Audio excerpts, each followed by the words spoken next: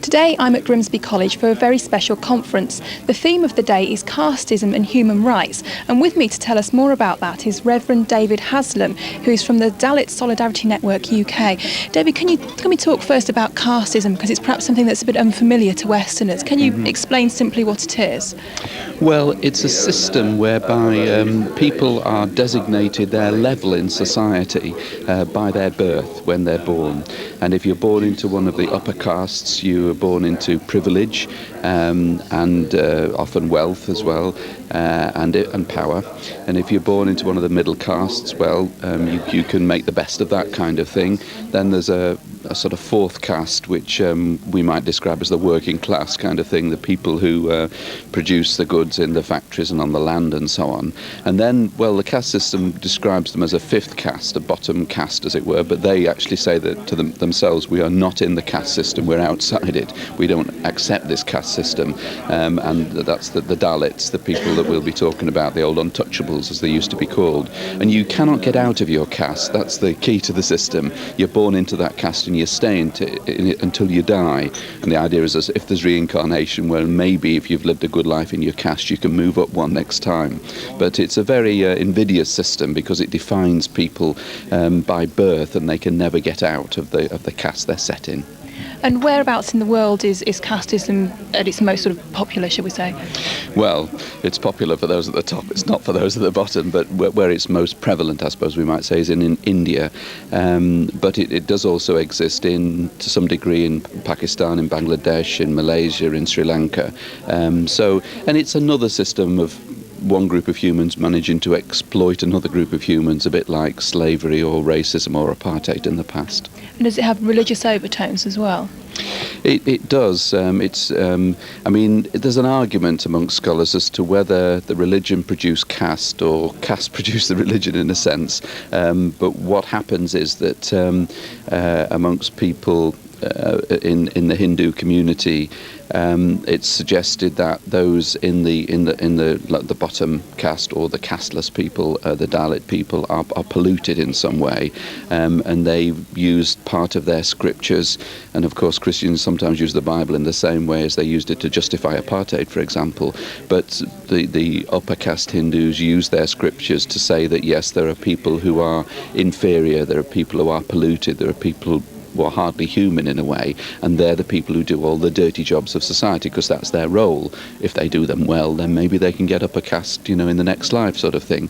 So religion is used in that way to oppress those people, and to sort of almost psychologically oppress them as well as physically, to say that you are actually inferior and you better, stay in your place. So what does it mean to be a Dalit? Well, I described it in the book I wrote at one point as being like in a maze, that you've got a feeling that there is a way out somewhere, and you keep that's if you want to, because one of the secrets of psychological oppression is that you make people believe that they actually are inferior and they don't want to get out. They just want to stay there and do what they've got to do. But there are others, of course, who say, no, we're not satisfied with this, we want to move. So they set off around the maze and they try and find a way out. But actually, there is no way out of this maze. It's wherever you go, you're stopped again and you turn back. And so you're in it for life kind of thing. And I think that's the way that even Dalits who want to get out of the caste system, that's how they find themselves. Now, you mentioned your book there. How did you come to write this book?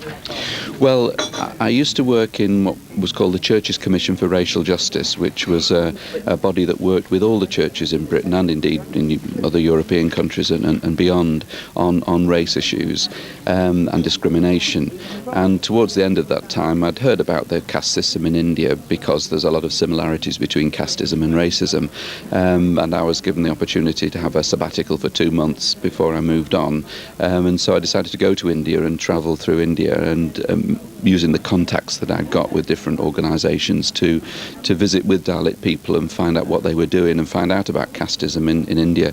And I hadn't gone with the intention of writing the book, but in sort of a 6 weeks trip I picked up so much material, documents, books, pamphlets and information about what was happening to people, and got pretty angry about it actually. I thought somebody needs to do something about this so that we know about it in the West, so from the West we can start putting pressure on to get things changed.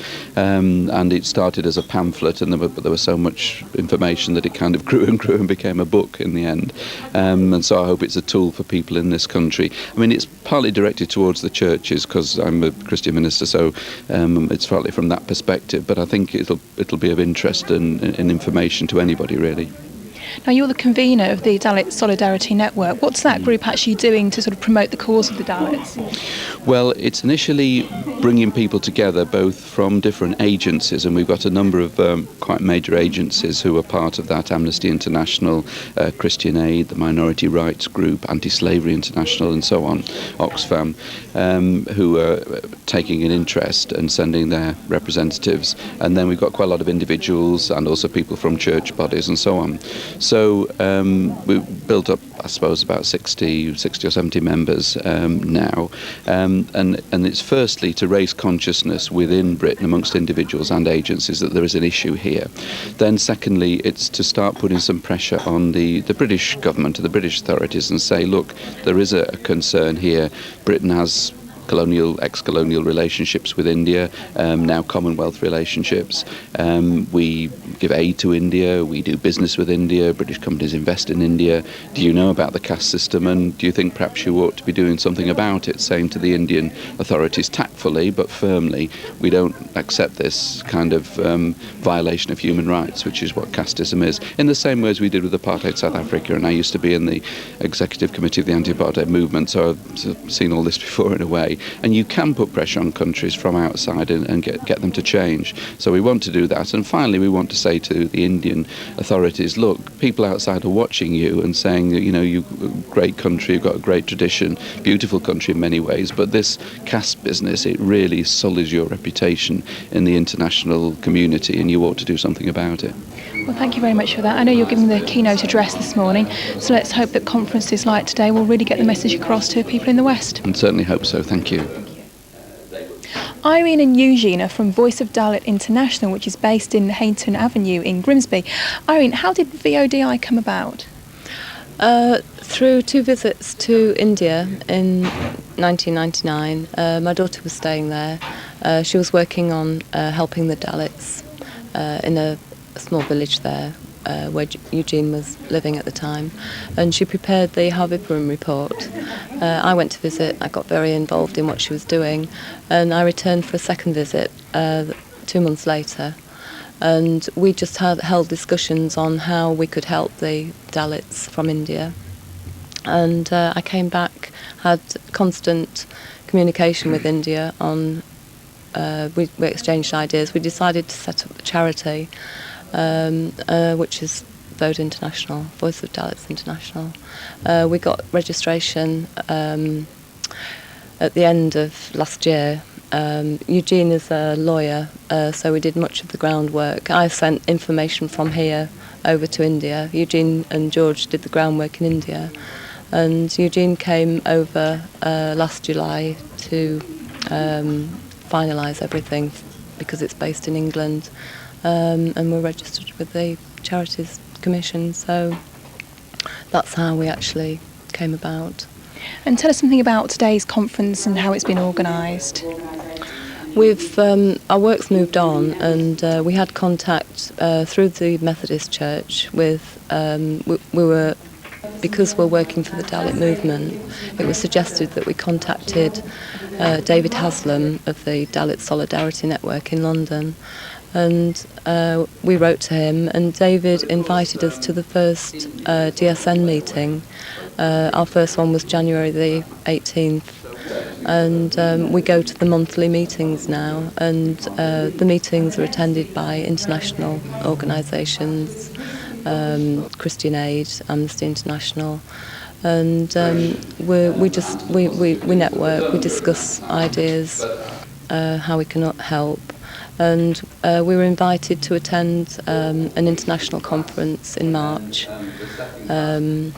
3 of the group went, and there were organisations from different countries, India, European countries, Denmark, Holland, Switzerland, representatives from the United Nations, and also the UK-based organisations.